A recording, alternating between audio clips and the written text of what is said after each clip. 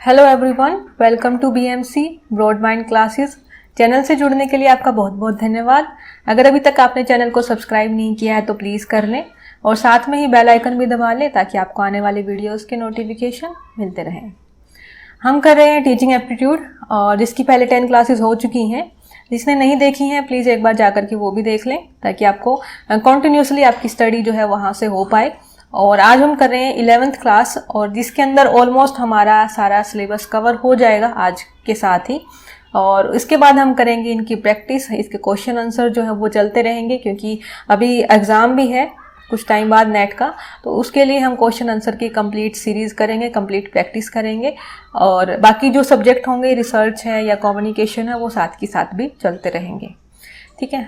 पहले क्वेश्चन का आंसर जो लास्ट क्लास के अंदर आपको देना था वो ये था कि समेटिव इवैल्यूएशन जो है वो किस पर्पज से यूज़ किया जाता है। तो समेटिव इवैल्यूएशन क्या था, एक तरह की समरी होती है at the end of the course या फिर आपका कंप्लीट सेशन होने के बाद जो इवैल्यूएशन किया जाता है उसको हम बोलते हैं समेटिव इवैल्यूएशन। तो एट द एंड होता है सिंपली बात। तो पहला जो क्वेश्चन ऑप्शन दिया गया है कि to monitor students progress during the learning, तो यहाँ पर बात ही खत्म, मतलब क्वेश्चन सीधा ही गलत हो गया कि ड्यूरिंग द पूछा गया कि ड्यूरिंग द लर्निंग प्रोसेस, लेकिन ड्यूरिंग तो नहीं होता है, ये तो एट द एंड होता है। तो हमारा ऑप्शन नंबर ए क्या हो जाएगा, यहाँ से गलत हो जाएगा। उसके बाद ऑप्शन नंबर बी है कि प्राइमरी टू सर्टिफाई और ग्रेड्स स्टूडेंट। हाँ, हम यही करते हैं कि समेटिव के अंदर हम क्या करते हैं, फाइनल के अंदर जो हमारे फाइनल एग्जाम्स होते हैं उनका सर्टिफिकेट्स भी मिलते हैं, ग्रेड्स भी हमें मिलते हैं, मार्क्स कंप्लीटली परसेंटेज के अंदर निकल के आते हैं, तो हम ये करते हैं। ठीक है, लेकिन यहीं पर ही आपको पेपर के अंदर करते टाइम सिर्फ यहीं पर ही टिक नहीं लगा देना, बाकी के ऑप्शन एक बार चेक कर लेने हैं क्योंकि हमें देना होता है बेस्ट ऑप्शन। ठीक है, आंसर के अंदर जो सबसे बेस्ट आंसर होगा, बेस्ट ऑप्शन जो होगा वो हमें चूज करना होता है। तो एक बार ये भी पढ़ लेते हैं। To find out the students interest and work habits, मतलब उनके इंटरेस्ट या वर्क हैबिट्स से रिलेटेड भी हम समरी के अंदर नहीं देखते हैं क्योंकि वो तो उनकी एकेडमिक रिकॉर्ड्स का टेस्ट लिया जाता है। उसके बाद है to assign students to specific learning group assign वगैरह करने का भी कोई नहीं होता है इसके अंदर क्योंकि हम ये तो इंडिविजुअली पर्सन की क्वालिफिकेशन चेक करते हैं, उसकी एलिजिबिलिटी टेस्ट करते हैं। तो ये भी दोनों ऑप्शन नहीं रहेंगे, हमारा ऑप्शन नंबर बी ही सही है और ये हमारा आंसर रहेगा। तो आज हम करने से पहले एक बार लास्ट क्लास के अंदर आपको स्वयं प्रभा करवाया गया था जिसके अंदर मैंने 32 डीटीएच चैनल बताए थे, लेकिन 2 और नए ऐड हो चुके हैं करंट के अंदर। तो ये 33 एंड 34 भी हुए हैं, तो ये आपके वहां पर 32 की जगह पर 34 याद रखने हैं। लास्ट क्लास के अंदर मैंने ध्यान नहीं दिया था, वो करंट वाले ऐड नहीं किए थे, तो प्लीज ये ऐड कर लेना उनके साथ ही। और आज का हम करेंगे जो हमारा पेंडिंग सिलेबस के अंदर कुछ एक टॉपिक हैं छोटे छोटे से, वो सारे ही आज हम कवर कर लेंगे। अगर उसके अलावा आपको लगता है कि कोई टॉपिक समझ में नहीं आया है या फिर ये लग रहा है कि रह गया है कोई भी टॉपिक आपका, तो आप मेरे को कमेंट बॉक्स में बता सकते हैं और वो टॉपिक हम फिर से कर लेंगे या फिर जो टॉपिक रह गया होगा उसकी हम एक अलग क्लास में भी कर सकते हैं। बाकी जो है क्वेश्चन आंसर के साथ जो है टॉपिक कवर होते हुए चलेंगे और वो हम सीखते हुए चलेंगे कैसे क्वेश्चंस को सॉल्व करना है। तो हमारा एक ये टॉपिक बाकी है कि ट्रेडिशनल और मॉडर्न मेथड का डिफरेंस है एंड आईसीटी बेस्ड मेथड्स कौन से होते हैं, तो ये हम करते हैं आज।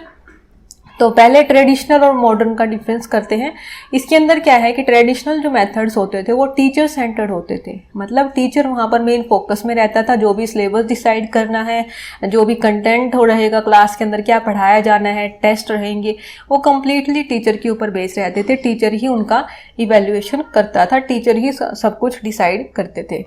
लेकिन मॉडर्न के अंदर क्या हुआ है कि वो स्टूडेंट सेंट्रिक हो चुके हैं। स्टूडेंट को फोकस में रखते हुए जैसे कि प्रैक्टिकल्स जो करवाई जाती हैं वहाँ पर सारा काम स्टूडेंट करते हैं। टीचर का काम क्या रह गया, सिर्फ गाइड करने का काम है, बाकी कंप्लीट प्रोसेस किसको पूरी करनी होती है, स्टूडेंट को पूरी करनी होती है। ट्रेडिशनल के अंदर ये भी है कि more focus on memorisation of fact. तो यहाँ पर पहले क्या किया जाता था, चीज़ों को याद करवाना और जितनी भी नॉलेज है ऑब्जेक्टिव इन्फॉर्मेशन, करेक्ट नॉलेज देना ही एक मेन फोकस रहता था कि चीज़ें याद रहें और जितनी भी नॉलेज है वो सिर्फ सही नॉलेज ही बच्चों को दी जाए और उनको वो बच्चे याद कर लें। लेकिन मॉडर्नाइजेशन के अंदर है कि चीज़ों को याद नहीं करवाना है, अंडरस्टैंडिंग ऑफ फैक्ट, उनको समझानी है एक एक चीज़ें, उन फैक्ट की एप्लीकेशन कहाँ है, कहाँ पर हम उन चीज़ों को अप्लाई कर सकते हैं। और क्रिटिकल थिंकिंग यहाँ पर इम्पोर्टेंट है कि हर एक चीज़ को सिर्फ ये नहीं देखना कि जो बता दिया वही सही है, उसको क्रिटिसाइज भी करते हुए देखना है कि इसमें क्या नए चेंजेस हो सकते हैं, क्या जो नॉलेज है ये और ऐड हुई है। हर एक चीज़ को क्रिटिकली थिंकिंग उनकी डेवलपमेंट करनी है। उसके बाद है aim set high scores. Traditional के अंदर क्या था कि जिसके अच्छे स्कोर्स हैं, हाई स्कोर और हाई ग्रेड्स के ऊपर मेन फोकस रहता था। लेकिन मॉडर्न के अंदर क्या रहेगा कि लर्निंग हमारी कितनी इंप्रूवमेंट हुई है, कितना हम रिटेन करके रख पा रहे हैं, कितनी जो नॉलेज है वो वैल्यूएबल है या नहीं है, हमारी लाइफ में कितनी स्किल्स, कितनी नॉलेज वो काम आती है। तो ये रहेंगे मॉडर्न के अंदर। इसके अगर मेथड देखें तो इंस्ट्रक्शंस या स्पेशली लेक्चर मेथड जो रहते थे वो क्या थे, ट्रेडिशनल का पार्ट थे। जबकि मॉडर्न के अंदर क्या चीज़ें आ चुकी हैं, प्रैक्टिकल हैं, नई डिस्कवर करना, नई नई चीज़ों को डिस्कवर करना है, हर एक काम को प्रैक्टिकली करके देखना है, ग्रुप एक्टिविटीज़ हैं। तो ये सब चीज़ें जो है मॉडर्न के अंदर ऐड हो गई हैं। उसके बाद हमारे हैं आईसीटी बेस्ड टीचिंग। आईसीटी का सिंपली बताने की ज़रूरत नहीं है क्योंकि आप सब लोग जो हैं अभी अगर ये वीडियो देख रहे हैं तो यूट्यूब आपने चला रखा होगा, यूट्यूब पर आप क्लास देख रहे होंगे। तो ये क्या है, आईसीटी बेस्ड ही है क्योंकि आप कंप्यूटर बेस्ड लर्निंग यहाँ पर कर रहे हो या फिर इलेक्ट्रॉनिक टेक्नोलॉजी का यूज़ कर रहे हो। इसके लिए आप इंटरनेट भी चल रहा होगा, ईमेल्स के थ्रू जो स्टडी होती है या अलग अलग वेबसाइट के ऊपर जो आपको फॉर्मल या फिर इनफॉर्मल लर्निंग दी जाती है वही होती है ICT based learning. Formal learning जैसे कि अगर आप क्लास के पर्पज से अभी पढ़ रहे हैं तो ये होगी फॉर्मल लर्निंग। वहीं पर ही आप कुछ व्लॉग्स वगैरह देख रहे हैं या कुछ भी कॉमेडी देख रहे हैं, वहाँ से कुछ ना कुछ सीख रहे हैं, नया कुछ स्किल सीख रहे हैं किसी को देख करके यूट्यूब के ऊपर ही, तो वो क्या हो रही है, आपकी इनफॉर्मल लर्निंग हो रही है। किसी की बातों से कुछ सीख रहे हैं तो वो सब क्या है, आपकी इनफॉर्मल लर्निंग होती है। तो वो आप कहाँ से सीख रहे हैं, अलग अलग वेबसाइट से सीख रहे हैं, अलग अलग ईमेल से भी काफ़ी सारी स्टडीज़ होती हैं, इंटरनेट के थ्रू आपको ज़रूरत पड़ती है इन सबको चलाने के लिए। तो ये क्या है, कंप्लीट हमारी आईसीटी बेस्ड टीचिंग है। इसको हम कंप्यूटर बेस्ड टीचिंग भी बोल सकते हैं।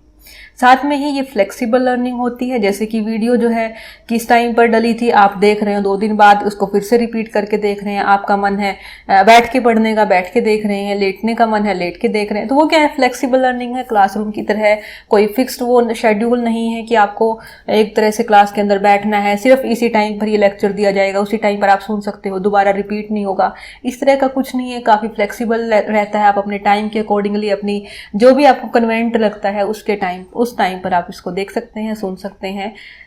तो ये क्या हो गया, फ्लेक्सिबल लर्निंग। साथ में ही इट्स स्पोर्ट्स डिस्टेंस लर्निंग। ठीक है, आप सब लोग अपने घर पर हैं, मैं अपने घर पर हूँ, तो क्या हो रहा है, ये डिस्टेंस लर्निंग हो रही है।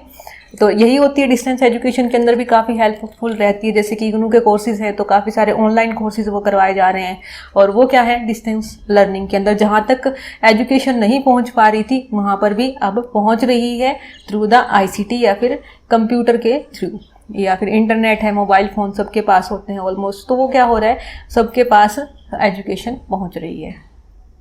उसके बाद है स्पेशलाइज्ड ट्रेनिंग के लिए भी काफ़ी सारे सॉफ्टवेयर होते हैं। जैसे कि आजकल की क्लासेस कोविड के टाइम पर ज़रूरत पड़ी हमें, गूगल मीट है या फिर जूम ऐप है, काफ़ी सारी जो मीटिंग ऐप्स हैं उनके अंदर ज़रूरत पड़ी कि वहाँ पर क्या हो रहा है कि जैसे क्लासरूम के अंदर ऐप हमारी वो लग रही थी, क्लासेस लग रही थी, सेम वही चीज़ यहाँ पर हो रही है। अलग अलग सॉफ्टवेयर डिज़ाइन कर दिए गए हैं जहाँ पर स्टूडेंट क्या कर रहे हैं, उसी टाइम पर ही, जिस टाइम पर उनको पढ़ाया जा रहा है उसी टाइम पर ही वो पढ़ रहे हैं। कोई रिकॉर्डेड लेक्चर्स नहीं है, रिकॉर्डेड वीडियोस नहीं है। तो यहाँ पर इसको हम बोलते हैं सिंक करते हुए, सिंक्रोनस के साथ ही पढ़ाई हो रही है। मतलब जिस टाइम पर टीचर बोल रहे हैं उसी टाइम पर ही स्टूडेंट सुन रहे हैं। इस तरह के सॉफ्टवेयर डेवलप कर दिए गए हैं। सेम काम चलता रहता है, डिस्टेंस भी है और कंप्यूटर बेस्ड भी है, और यहाँ पर साथ में ही इंटरनेट की कनेक्टिविटी के साथ आप क्या कर रहे हैं, क्लास के जैसा ही वहाँ पर स्टडी कर रहे हैं। तो वो भी क्या कहलाती है, आईसीटी बेस्ड लर्निंग। उसके बाद एक टॉपिक हमारे, जो ये तो थे इम्पोर्टेंट टॉपिक जो रहता था, उसके साथ ही बीच में छोटे छोटे टॉपिक्स रह गए हैं जो सिलेबस के अंदर लिखे हुए नहीं हैं, लेकिन फिर भी इनमें से क्वेश्चंस पूछे जाते हैं। तो ये भी हम आज कर लेंगे, 1-2 टॉपिक ही हैं, बहुत बड़े सारे नहीं हैं। तो एक है सिलेबस और करिकुलम के अंदर क्या डिफरेंस होता है। जैसे कि देखा होगा कि करिकुलम एक्टिविटीज़ चल रही हैं, कहीं पर सुना होगा कि ये सिलेबस के अंदर नहीं है। तो वो दोनों के अंदर डिफरेंस क्या है, वो कहना क्या चाहते हैं। तो अगर देखें तो करिकुलम जो है वो वाइडर टर्म है और सिलेबस नैरो टर्म है। क्यों है वो देख लेते हैं। कि जो करिकुलम है वो ओवरऑल कंटेंट को इंक्लूड करता है, मतलब इसके अंदर सिलेबस भी इंक्लूड रहता है। इसके जैसे कि आपको स्कूल के अंदर है, तो स्कूल के अंदर क्या होता है कि 12th क्लास के बच्चों तक इतना सिलेबस करवा देना है, उनके अंदर ये चीज, उनके अंदर ये एबिलिटीज होनी चाहिए। तो वो क्या होता है कि कंप्लीट कंटेंट, आपको क्या एक्टिविटीज करवाई जाएंगी, वहां पर क्या कल्चरल एक्टिविटीज रहनी चाहिए, क्या जो है वो फिजिकल एक्टिविटीज होंगी, गेम्स के अंदर पार्टिसिपेट कर रहे हैं बच्चे, कल्चरल एक्टिविटीज के अंदर पार्टिसिपेट कर रहे हैं, या फिर जितने भी असाइनमेंट्स हैं, कभी प्रैक्टिकल्स हो रहे हैं, उन सब के अंदर भी बच्चे पार्टिसिपेट करते हैं। तो वो कंप्लीट क्या होते हैं, करिकुलम का पार्ट होती है, जितना भी काम आप स्कूल के अंदर कर रहे होते हैं। तो वो क्या है, कंप्लीट एजुकेशनल सिस्टम का ओवरऑल कंटेंट होता है। जबकि सिलेबस क्या है, सिलेबस तो जैसे नेट का आपको दे दिया गया एक सिंपली सिलेबस, जो एक डॉक्यूमेंट की तरह होता है और जिसके अंदर जितने भी सब्जेक्ट के अंदर कॉन्सेप्ट कवर की जानी है वो सारी इंक्लूड रहती हैं। तो ये सब सिलेबस क्या है, करिकुलम का ही एक हिस्सा होता है, क्योंकि करिकुलम में डिसाइड कर दिया जाता है कि क्या सिलेबस पढ़ाया जाएगा, उस सिलेबस को पूरा करवाने के लिए क्या क्या एक्टिविटीज रहेंगी, बच्चों की एबिलिटी को बढ़ाने के लिए कौन कौन सी एक्टिविटीज को साथ में ऐड किया जाएगा। तो ये सब चीज़ें साथ में ही इसके अंदर ही ऐड रहती हैं। तो ये सिर्फ क्या है, सिलेबस क्या होता है, सिर्फ एक कंटेंट होता है कि ये चीज़ें पढ़ाई जाएंगी, सिंपल। और इसके अंदर सिर्फ डिस्क्रिप्टिव लिस्ट रहती है कॉन्सेप्ट की कि ये चीज़ें जो है पढ़ाई जानी क्लास के अंदर, लेकिन इसके अंदर गाइडलाइंस होती हैं जिनको प्रिस्क्राइब किया जाता है कि ये बच्चों को पढ़ाने की नीड है, ज़रूरत ही है। मतलब इनके बिना जो है एक बच्चे के अंदर अगर वो एबिलिटीज़ नहीं है तो उसको ये सिलेबस कवर किया हुआ नहीं माना जाएगा। तो यहाँ पर एजुकेटर को उनकी ड्यूटी बता दी जाती है कि ये नीड है, कंपल्सरी है। इनको जो है सिलेबस को मेड बाय टीचर्स भी रहता है, लेकिन जो करिकुलम है वो कम्प्लीटली स्कूल डिस्ट्रिक्ट है या फिर गवर्नमेंट है, कॉलेज एडमिनिस्ट्रेशन है, वो डिसाइड करता है। तो ये क्या हो गया, सिलेबस के अंदर और करिकुलम के अंदर डिफरेंस। नेक्स्ट है टीचिंग और ट्रेनिंग के अंदर क्या डिफरेंस होता है। इससे भी क्वेश्चन बने थे, लास्ट ईयर के क्वेश्चंस को एनालाइज करने के बाद ही मैंने ये टॉपिक, एक दो टॉपिक आज के उठाए हैं। तो इसके अंदर भी थोड़ा सा डिफरेंस है, वो देख लेते हैं। यहाँ पर टीचिंग वाइडर टर्म है, जबकि ट्रेनिंग नैरो कॉन्सेप्ट है। ऐसा क्यों है, क्योंकि जब ट्रेनिंग होती है किसी चीज़ की तो उससे पहले उसका क्या की जाती है, थ्योरेटिकल पढ़ाई की जाती है, टीचिंग की जाती है। और ट्रेनिंग में जब आपको कोई सिखाने वाला होता है तो वो भी क्या है, एक टीचिंग ही होती है। जो ट्रेनर होता है वो भी एक तरह की टीचिंग ही दे रहा है आपको। तो इसलिए हमारी टीचिंग क्या है, एक वाइडर कॉन्सेप्ट है, क्योंकि ये ट्रेनिंग को अपने अंदर इंक्लूड करती है। ठीक है। और टीचिंग क्या है, थ्योरेटिकल एस्पेक्ट है, ट्रेनिंग हमारा प्रैक्टिकल एप्लीकेशंस है। जो थ्योरी आपने पढ़ी है उसी को ही प्रैक्टिकली अप्लाई करना ट्रेनिंग होती है।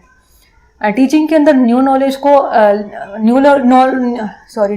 को जो है लिया जाता है। ट्रेनिंग के अंदर हमारे पास जो पहले से ही नॉलेज अवेलेबल है, ऑलरेडी जो नॉलेज है उसी को ही और बढ़ाया जाता है। कि मतलब थ्योरेटिकली आपने जो जो चीज़ें पढ़ ली हैं टीचिंग के अंदर, उन्हीं को ही ट्रेन किया जाता है, उन्हीं एबिलिटीज़ को प्रैक्टिकली किया जाता है। तो ऑलरेडी जो आपके पास नॉलेज है उसको और ज़्यादा एनहेंस करने के लिए हम इसको यूज़ करते हैं। टीचिंग क्या है, एकेडमिक वर्ड से रिलेटेड है, जबकि ट्रेनिंग हमारी रियल वर्ड से रिलेटेड है। सारी चीज़ों को रियल वर्ड के साथ किस तरह से करना है उन सबको जोड़ करके दिखाया जाता है। उसके बाद एक छोटी सी टर्म और है, that is micro teaching. Micro teaching क्या होती है, जैसे कि नाम से है कि छोटी टीचिंग। इसका मतलब क्या है कि आपसे टीचिंग करवाई जाएगी। किस लिए टीचिंग करवाई जाएगी, आपको सिखाने के लिए। ठीक है। जैसे कि अगर किसी ने बीएड की हुई होगी तो वहाँ पर टीचिंग, माइक्रो टीचिंग के जो है क्लासेस रहती हैं, या फिर माइक्रो टीचिंग आपसे करवाई जाती है ताकि आप सीख सकें कि कैसे आपको टीचिंग करनी है। अगर नहीं कर रखी है तो फिर भी एक बार मैं आपको बता देती हूँ। यहाँ पर क्या है कि टीचिंग हाउ टू टीच, यहाँ पर सिर्फ ये सिखाया जाता है कि कैसे टीचिंग आपको करनी है। तो ये एक तरह की ट्रेनिंग होती है टीचर्स के लिए। ठीक है। जो टीचर्स बनने वाले हैं उन्हीं को ही ट्रेन किया जाता है, या फिर फैकल्टीज जो हैं उनकी डेवलपमेंट के लिए काम किए जाते हैं। उनकी जो भी टीचिंग वो करते हैं उसको रिव्यू किया जाता है, फीडबैक ली जाती हैं, और उसके बाद फिर से प्लानिंग करके फिर से टीचिंग करवाई जाती है। बहुत कम टाइम का शॉर्ट पीरियड रहता है, मतलब 10 से 12 मिनट की क्लास दी जाती है, और इतने ही जो है 10 से 12 स्टूडेंट ही रहते हैं क्लास के अंदर, और सिर्फ एक कॉन्सेप्ट समझाने के लिए कहा जाता है जिसमें वो देख सकें कि इस कॉन्सेप्ट को आपने कितने अच्छे से समझ लिया है। तो 10 से 12 मिनट के अंदर वो आप एक कॉन्सेप्ट को समझा सकते हैं, और उसी कॉन्सेप्ट में देख लेना कि आप कितना अच्छे से समझा पाए हैं। बच्चों से फीडबैक लेना कि उनको कितना समझ में आया है। फिर जहाँ जहाँ पर कमियाँ रह जाती हैं उनको फिर से सुधारते हुए फिर से हम माइक्रो टीचिंग की प्रोसेस करते हैं। जैसे कि इसके अंदर है, आपने प्लान किया, उसके बाद क्या किया, टीच किया, उसके बाद क्या होगा, फीडबैक ली जाएगी। फीडबैक के बाद जो जो कमियां रहेंगी उसके बाद फिर से रीप्लान होगा, री टीच होगा, री फीडबैक होगा, और ये साइकिल चलती रहेगी जब तक टीचर्स जो है वो अच्छे ट्रेन नहीं हो जाते हैं। ठीक है, ये हमारी थी माइक्रो टीचिंग, और ये हमारा कंप्लीट सिलेबस है। मैंने जो फर्स्ट क्लास थी उसके अंदर भी डाल दिया था आपके लिए कि ये हम करने वाले हैं। कंप्लीट यूजीसी की गाइडलाइंस के अकॉर्डिंगली न्यू सिलेबस है ये कंप्लीट हमारा, और ये हमने कंप्लीट कर लिया है। टीचिंग की कॉन्सेप्ट वाला चैप्टर हो चुका है, लर्नर का हो चुका है, और इसके अंदर जो जो टॉपिक आज बाकी थे वो भी हमने कर लिए हैं। मेथड्स कंप्लीट हो चुके हैं। आईसीटी बेस्ड ये वाला सिस्टम ये रहता था हमारा टीचिंग सपोर्ट सिस्टम का, ये भी किया है, और इवैल्यूएशन की क्लासेस भी हो चुकी हैं। तो कंप्लीट सिलेबस है, लेकिन जो मेन फोकस रहेगा वो हमारा अब प्रैक्टिस के ऊपर भी रहेगा। तो जो है कोशिश करेंगे कि टाइम टू टाइम पर प्रैक्टिस के वीडियोस आते रहें, और हो सका तो लाइव लेकर के आने की भी कोशिश की जाएगी। और प्लीज़ आप जुड़े रहें, थोड़ा सपोर्ट अच्छा करेंगे तो मुझे भी एक अच्छी एनकरेजमेंट मिलेगी, आपका कंप्लीट सिलेबस करवाया जाएगा। And thank you so much for watching. Please like, share and subscribe, और वीडियो अच्छी लगी हो तो कमेंट भी कर देना। Thank you so much.